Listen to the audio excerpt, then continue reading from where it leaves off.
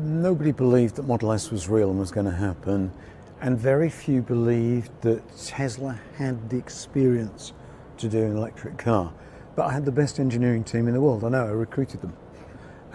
And the same here. How is it that Lucid Air's got more range, more efficient, it's more aerodynamic, it's got more interior space, it's got even the largest trunk, it's the fastest charging car, it's the highest voltage.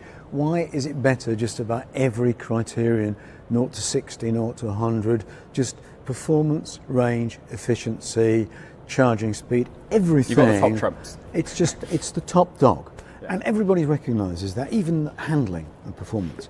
Now, why is that a company, Ativa, Lucid, that's got no experience and no heritage? It's because of the prowess of the engineering team. And the engineering team defines how good you are as an engineering company. 안녕하세요, 루장입니다. 주요 지수가 일제히 하락하였는데요. 그 이유에 대해서는 아시다시피 금리 인하에 대한 내용이 나왔기 때문이겠죠. 이번 주 금요일에 발표될 3월 고용 지표를 앞둔 시점에 미국의 금리 인하가 미뤄질 가능성을 우려하며 긴장감을 드러냈다는 것이고요. 기대 이상으로 강할 경우 연준의 금리 인하 개시 시점에 대한 기대가 다시 한번 후퇴할 수 있기 때문으로 보고 있습니다. 이날 공개 발언에 나선 연준 위원들은 신중한 모습을 보이면서도 카시카리 연방준비은행 총재는 지난달 미국 중앙은행 회의에서 올해 2차례 금리 인하를 결정했지만 인플레이션이 계속 정체된다면 연말까지 금리 인하를 요구하지 않을 수도 있다고 하였고, 현재 경제는 많은 모멘텀이 있다며 매파적인 발언을 이어가면서요, 증시 하락의 빌미를 제공했습니다. 금리에 예민한 EV 섹터주는 혼조세를 보였는데요. 리비안과 루시드가 각각 마이너스 3% 이상 하락한 반면에 테슬라는 플러스 1% 상승한 채 마감이 되었습니다. 테슬라의 상승 배경에는 여러 가지 이유가 있겠고요. 한 가지 뉴스를 더 말씀을 드리자면 테슬라 충돌 사고로 사망한 운전자가 게임을 하고 있었다는 것을 증명하기 위해 애플에 요청했다고 합니다.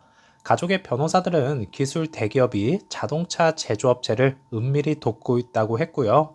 미국 조사 결과 운전자가 휴대폰 게임으로 인해 주의가 산만해진 것으로 나타났다고 합니다. 조금 더 자세한 내용을 살펴보니까 테슬라는 애플의 기술 지원에 의존하고 있다 전하면서 자동차 회사는 아이폰 제조업체에서 일했던 모델 X 운전자가 자신의 자동차로 비디오 게임을 하고 있었다는 자동 조종 장치 시스템의 안전성에 대한 다가오는 세간의 이목을 끄는 재판에서 증명하려고 하고 있고, 사망한 운전자 가족 변호사들은 그의 전 고용주가 사고의 원인이 산만한 운전이라고 비난하려는 테슬라의 시도를 은밀히 지지하고 있다고 말을 했네요. 하지만 사고가 나기 전에 몇 초 동안 무엇을 했는지 아직 밝혀지지 않은 상태라고 합니다. 아무리 기술이 발전했다고는 하지만 운전 중에는 운전에만 집중하는 것이 맞다고 봅니다. 안전운전 하시기 바라겠고요. 2.65불로 끝이 난 루시드 주가입니다.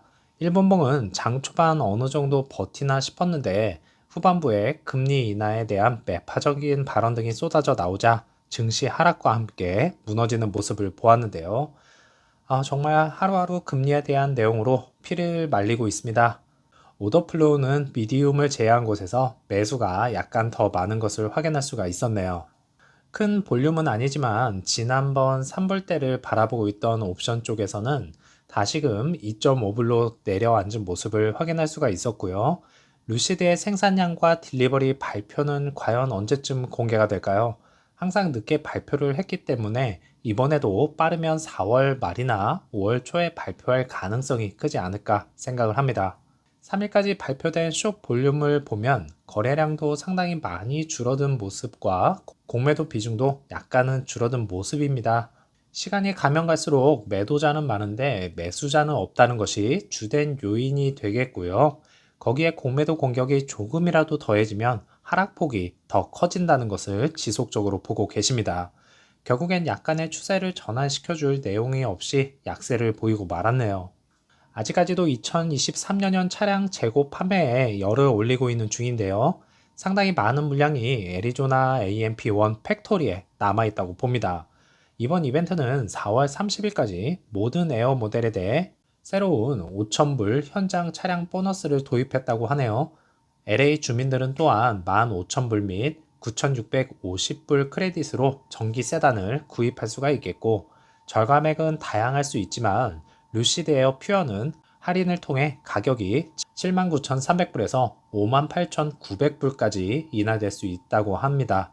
6만 불 미만까지 차량 가격이 어쩔 수 없이 떨어진 에어 차량인데요.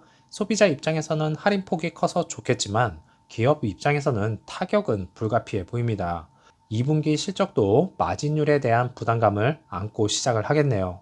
일부 구성에서 거의 3만 달러 할인이 된다고 합니다. 그리고 7,500불 크레딧까지 포함하면 할인폭이 더 커질 수 있겠는데요.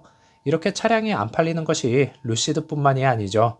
일반 내연기관 차량들도 2023년형 재고 소진에 열을 올리면서 다양한 프로모션으로 소비자들을 끌어들이고 있는 것을 언론이나 여러 매체 등을 통해서 접해 보셨을 겁니다. 이렇게 차량이 안 팔린다는 것을 보여주는 것과 그 영향으로 당연히 주가에도 반영이 되는 것이겠죠. 거기에 더해서 금리 여파까지 최악의 상황은 전부 겪고 있는 중입니다.